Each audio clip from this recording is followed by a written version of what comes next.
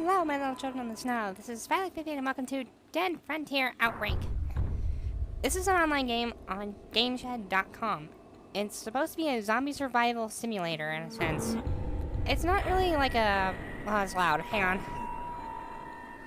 What I was trying to say before it started getting really loud was it's not like a 3D game like Goat Simulator or whatever, but it's basically a... See how long you survive a zombie apocalypse. So let's see what I can do. It started as a normal day, just like any other. Oh, cool. I took a shower and grabbed a quick cup of coffee before heading out of the front door and waving goodbye to my loving wife. Aww. That's I jumped cute. on board the bus, sat down, turned on my MP3 player, and promptly entered my usual daydream state.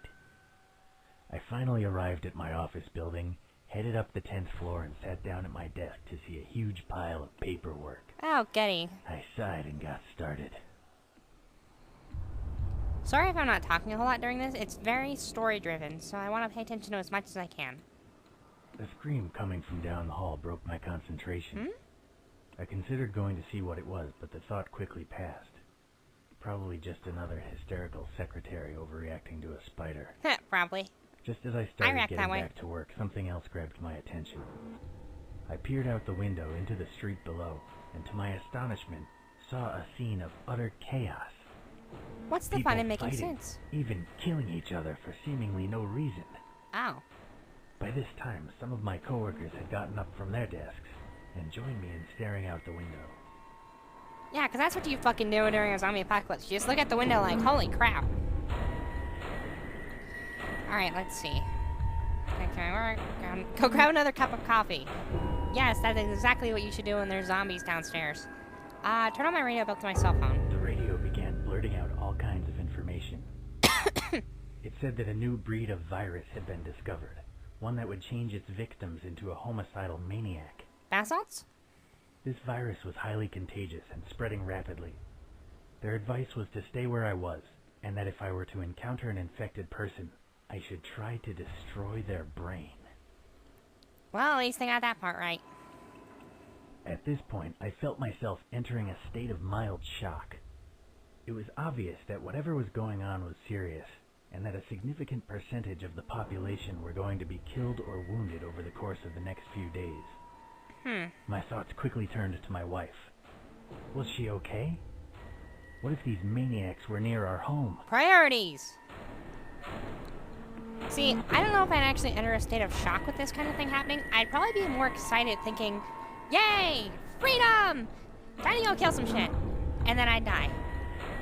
That's how I roll. Alright. Take out my cell phone, try to call my wife. Don't call, let's go home, see if she's okay. Do neither, stay in the office building. Let's take out my cell phone and call her. I dialed the number, but immediately got an error tone. I tried several more times before giving up. I was annoyed with myself for wasting time. I should have known the phones would be overwhelmed.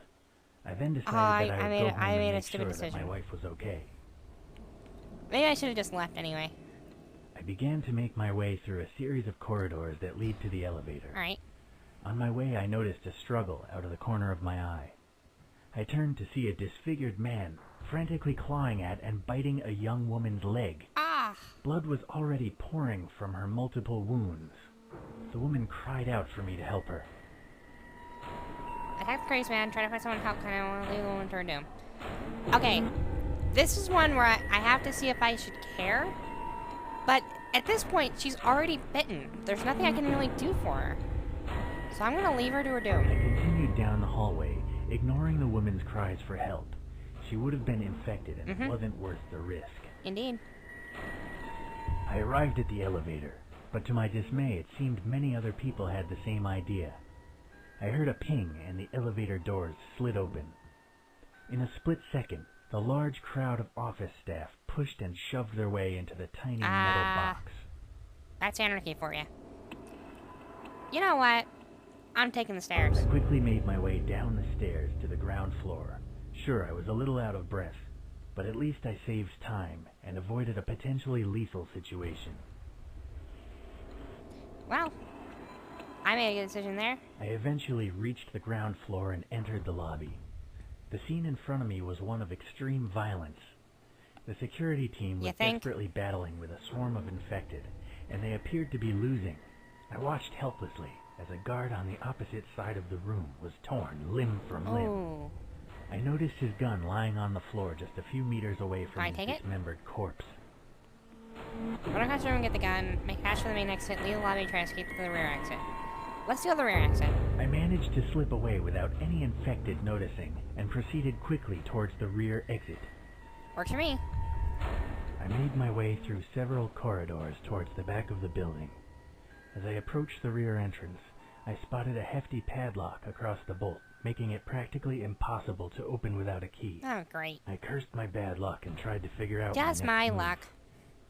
The janitor would have had the key, but reaching his office would have required going back towards the lobby. I am not taking that risk. Let's search through a window. I realized that breaking the door down would be impossible, and that heading back would be too dangerous. So I set about searching for another exit. Awesome.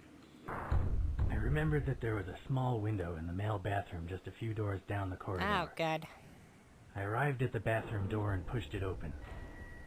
Suddenly, I heard a bestial roar coming from further down the corridor. A Penis! dozen infected had spotted me and were now heading in my direction. Oh, goddammit.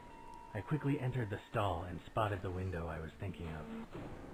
However, to my dismay, it was much smaller than I had remembered. Ah, Christ. I thought that I would probably fit, but I knew it was going to be a very tricky maneuver. Alright, I'm gonna go right through the window. Not wanting to waste time, I set about trying to squeeze through the window. A few awkward movements and a lot of pain later, I managed to force my way into the street, escaping the infected with only a few seconds to spare. Alright, sweet. I dropped from the window and landed on the pavement with a heavy thud. Looking up and down the quiet back street, I tried to decide what to do next. Eventually, I came to the conclusion that my best bet was to head to a main road and try to steal a vehicle or catch a lift. I jogged down the quiet street for a few hundred feet before stopping to catch my breath. I looked up briefly and saw a little girl wandering aimlessly in the middle of the road. Wait, aimlessly? One thing you gotta think about this game is you gotta pay attention to the way he says things. She's wandering aimlessly on her own. I think it'd be better if we ignore her. I realized that the girl was most likely infected, and therefore I decided to ignore her and continue down the street. I'm not taking any risks. That's no Clementine for you. I eventually arrived at the main road.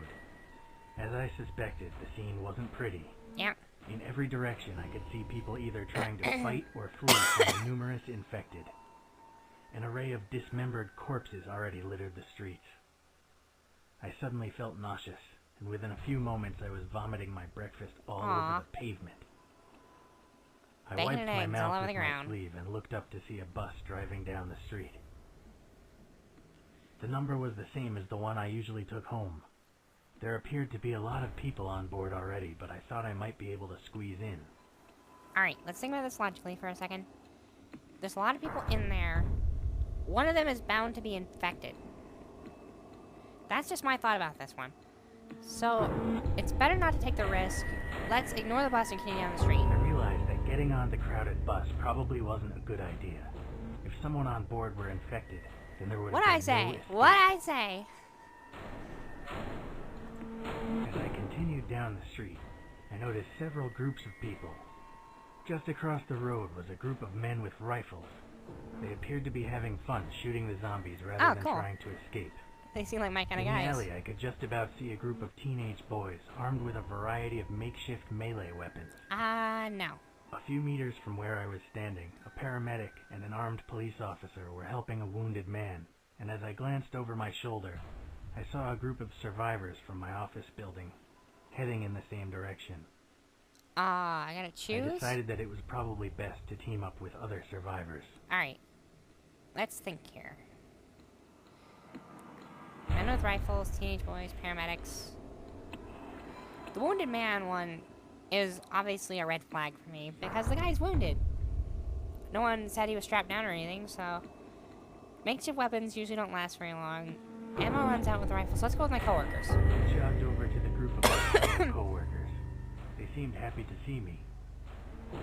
This group is probably the best choice. None of them are injured, and it's just... They know you're much less likely to leave. You know they're much less likely to leave behind in a sticky situation. Aha! I Logic. told the group that I thought we should try to find some transportation to get out of the city center. Right. One of them suggested we go to the parking area a few blocks down. We quickly agreed to our strategy and made our way down. Vehicles are good. As we approached the car parking area, we noticed a few infected wandering idly around the entrance. Oh, goody. There was no real way to avoid them.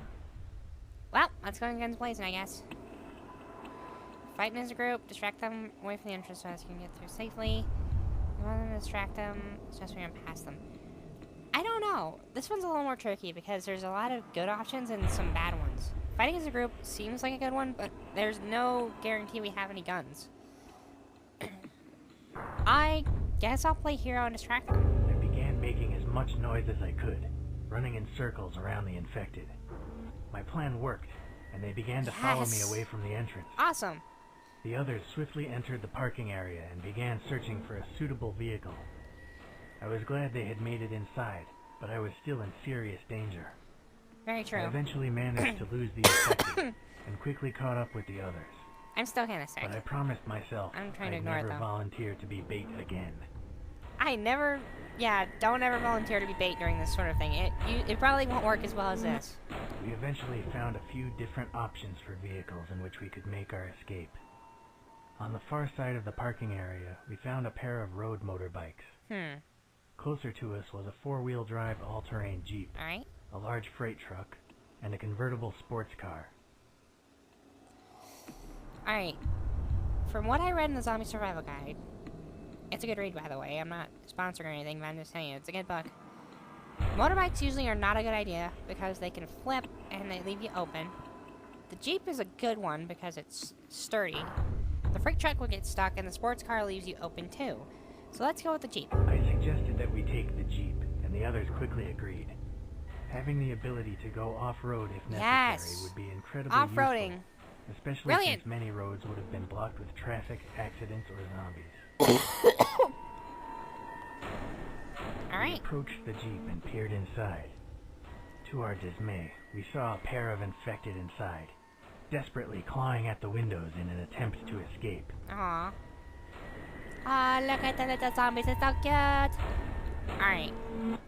Maybe we should try pulling them out. Wait. That's probably not a good idea. Well, we don't have any other choices for vehicles. You know what, let's pull them out. We opened the doors, reached inside the Jeep, and tried to pull the infected from the vehicle. As I dragged the rotting body onto the tarmac, I felt a sharp pain. Ah, shit. I looked down, and to my horror, saw blood pouring from several bite marks on my left forearm. Great, I got I bitten. momentarily exchanged glances with the others before running as far away from them as I could. It wouldn't be long before I became a zombie. I was trying to be smart. Alright, that's one fuck up. It's not a big deal. I dropped from the window and landed on the pavement. Oh, I have to with do a it all heavy again? thud. Looking up and down the quiet back. Alright, I can skip it at least. Let's ignore. Ignore it. As a Join my coworkers. job, I told So maybe the Jeep wasn't the greatest idea. maybe Alright, next. we eventually. Alright, we're gonna take the Jeep again. We approached. Let's try a different vehicle though. Made my Alright. the others immediately.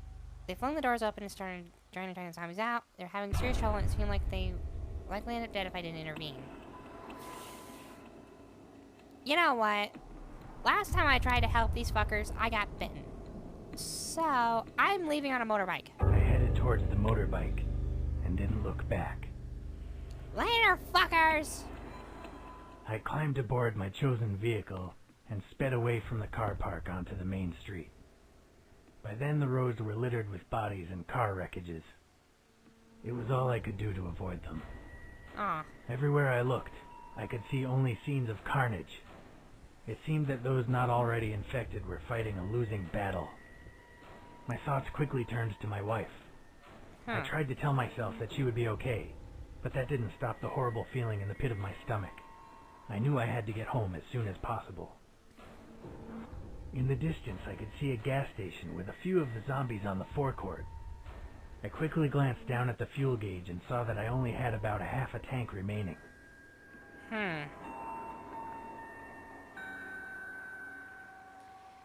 Okay, so filling in the pump would leave me open to zombie attacks. Going into the convenience store and taking supplies does not seem very wise at the moment, so I'm gonna keep going down the road. I decided not to stop for gas or supplies due to the potential danger. Half a gas tank was more than enough to get home anyway. I'm not gonna lie, this guy's voice sounds like Snake. Snake! I continued down the road before turning onto the main highway out of town. However, it wasn't long before I noticed a mass of vehicles blocking the road ahead. Oh, good. The combined sound of all the honking, shouting, and screaming was deafening. Nobody had kept to their lanes, and cars were packed so closely together that not even a bicycle could squeeze through. The blockage extended so far down the road that it was literally impossible to discern what the cause was. No. It's kind of funny how I'm coughing while I'm playing a game about zombies, and it's a virus that infects people and probably causes coughing. Just a weird thought I had. Okay, wait patiently for traffic jam to clear. That is not a smart decision. Take the off-road and go around the blockage. Let's find another route home. I decided that there was no point in waiting for the traffic to clear, and that without the Jeep, driving off the road was just too dangerous. Yep. I headed back the way I came and turned off the highway at the first exit. I soon found a safer, albeit less direct route home. Cool. As I sped down the disturbingly quiet back road, my mind began to wander. Without the distraction of imminent danger, I began to remember the horrific scenes I had witnessed just an hour ago. Images of mangled corpses flashed before my eyes, and my head began to spin. I swerved onto the wrong side of the road, just as another vehicle pulled out from a concealed entrance. I braked sharply, but it was too late to avoid a collision. What? Amazingly, I wasn't seriously injured, Phew. but my ride was badly damaged. Well, I guess I'm going on foot here. I don't want to see the other drivers hurt. Try to steal the other driver's car? No. I'm no thief. Try to repair the vehicle. That is a pointless effort. Carry on foot. I realized that without transport, I would have to walk most of the way home. Not wanting to waste any more precious time, I continued my journey on foot. The reason I'm coughing so much is because I took cold medicine before I started playing. It helps a bit, but it also clears up my lungs, so I apologize for all the coughing I'm doing. After a half an hour of walking, I began to recognize my surroundings, and knew that I would soon be home. There were several different routes I could take. Okay, train line. Through the cornfields is a dumb decision. And so is through the woods. Both of those are just death sentences. Main road, I don't think is very wise to be more cars, so let's follow the train line. I decided to get off the main road, as it would undoubtedly be dangerous in such a heavily populated area. Yep. I decided to follow the train line instead, since it ran not far from my house and would be totally deserted. Sure enough, am I a didn't see another genius! soul. Great. I finally arrived in my neighborhood, exhausted. I knew that my house was just a little further down the street, but the area was swarming with the infected. Oh, great. Most of them seemed distracted by what few survivors remained, but I knew it was only a matter of time before they noticed me. I remembered about a small alleyway nearby, one that would take me most of the way home in relative safety. I entered the alley, and as expected, it seemed totally devoid of life. However, as I walked past a large dumpster, an infected old man stepped out of the shadows and tried to grab me. Cranberries! Alright. Grab my neck and push him away. You don't grab his torso, because that'll leave you up from a bite. You don't punch him in the face, because it'll get a part mark on your hand. Throwing him on your shoulder leaves you open for another bite. So let's grab my neck and push him away. I grabbed him by the neck, realizing that he'd be unable to bite me. I pushed him away as hard as I could, and he stumbled backward. Great. All those years of watching wrestling have finally come to fruition! I had bought myself valuable time, but it wouldn't take long for the creature to regain its balance and come at me again. Oh. I I turned to run back the way I had came, only to see that another group of them had followed and were now blocking my retreat. Shit. My only hope was to try and get past the lone infected. One of my options. Grab a brick and throw it at his head. Hit him in the head when he gets close enough. Try to run past him. Sure enough, if I throw it, I'm probably going to wind up missing. And he might grab me if I try to run past him, so let's just hit him in the head when he gets close. Grabbing a brick, I waited long enough for the infected to get close before smashing it into his face. There was a sickening crack as his jawbone fractured and blood sprayed from his mouth. My former neighbor fell to the ground, and before he could get back up, I just wanted some cranberries! I sped down the alley and back onto the street. When I looked over my shoulder, there was no sign of my pursuers. Okay. I could see my house now, just 100 feet or so away. My heart sank when I saw yet another group of infected wandering aimlessly between me and my goal. Alright. Let's go to the neighbor's rear garden. I decided that it was too dangerous to carry on down the street. I went around the back of one of the neighbors' houses and climbed over the fence into their garden. It was tiring, but I carried on scrambling over the fences until I got to my own backyard. Hardcore parkour! As I approached the house, I noticed the glass in the back door had been smashed. Oh, great. And the door Really? slightly ajar. I was terrified for my wife's safety. How much would I bet it's a fucking burglar? Alright, I'm gonna go find a weapon. I realized that whoever had broken into the house could still be in there, and without a weapon, I wouldn't be able to help my wife. Yes. I headed over to the shed and checked my pockets. Luckily, I still had my keys and was able to remove the padlock and open the door. Inside, there was a wide range of tools to choose from. Oh, what do I got? What I got? Alright. Contrary to popular belief, the chainsaw is not the wisest decision for a weapon. For one, it's really fucking loud, and it would cause a lot of things to run after me if they heard it. Which, a lot of zombies would. Sledgehammer would be really heavy and tire me out. So I'm divided between the crowbar or the hand axe. Honestly, I think the crowbar would probably get stuck, so let's go with the axe. I picked up the hand axe since it was light and easy to use, although perhaps not the most powerful of weapons. Okay, it was either that or the crowbar, but... Alright. With my weapon in hand, I left the shed and walked back to my house. Before I could enter, I discovered why the back door had been left ajar. A teenage looter emerged from the house carrying my television, obviously intent on profiting from the crisis. Why would you When he do saw this? Me, he dropped the TV and pulled out a large kitchen knife. At that moment, I couldn't tell which one of us was more afraid.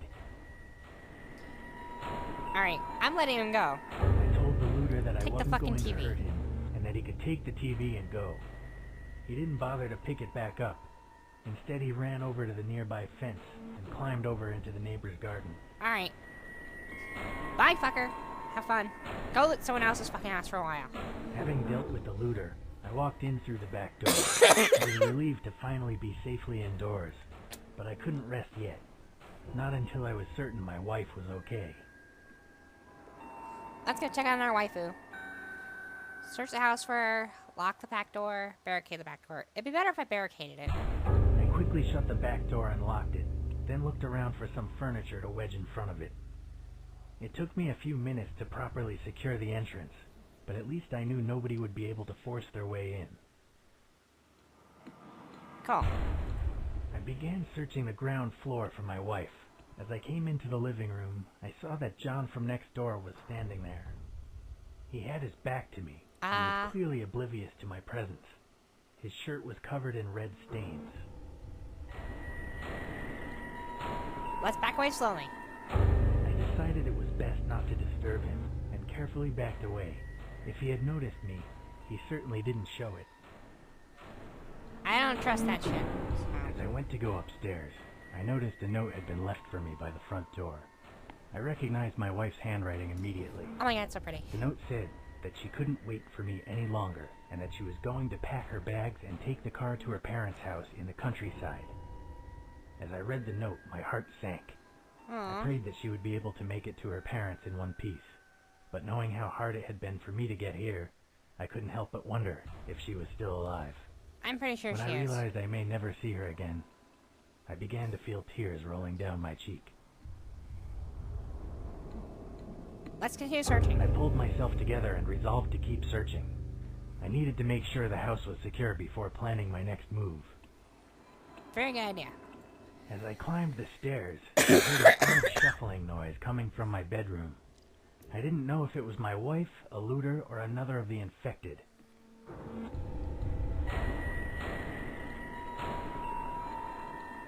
Okay, I'm going in, weapon ready. I kicked the door open and charged in with my weapon raised, ready to kill whatever was on the other side.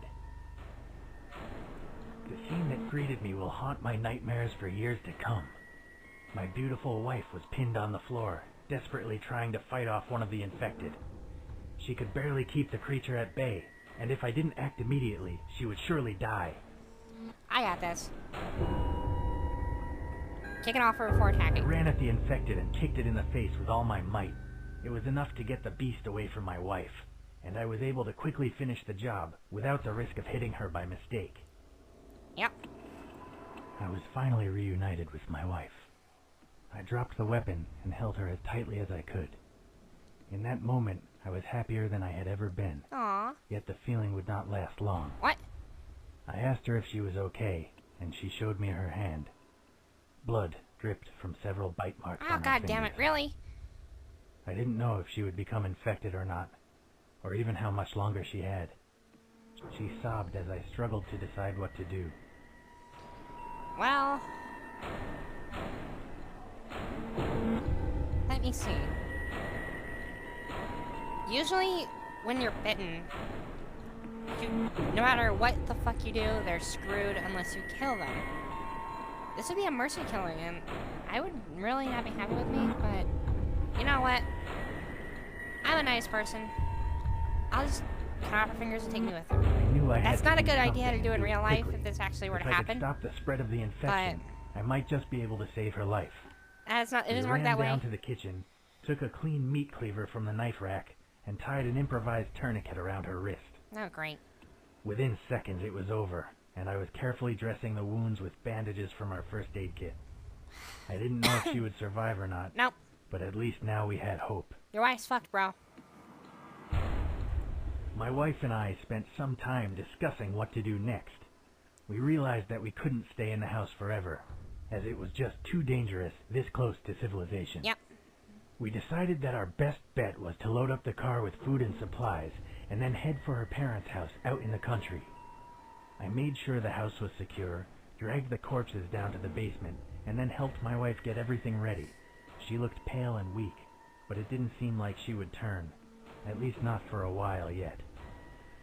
By the time everything was ready, it was already nightfall, so we decided to spend one more night at home before hitting the road. I don't think boy. either of us slept that night, but it was better than traveling in the dark. We left That is at good. dawn. To be continued. Survive the day, yes. Save your wife, yes. Rank A! You have a solid understanding of zombie outbreaks, and your survival skills are far above average. You'd probably survive a real outbreak.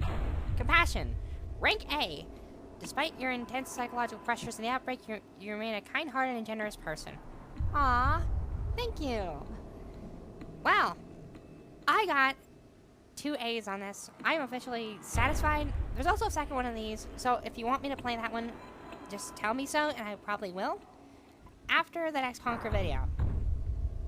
Anyway, thank you all so much for watching. If you enjoyed this video, be sure to leave me some comments saying what you want to play next, and I will see what I can do about those. And I will see all of you in the next video that I make, so stay frosty, my little snowflakes.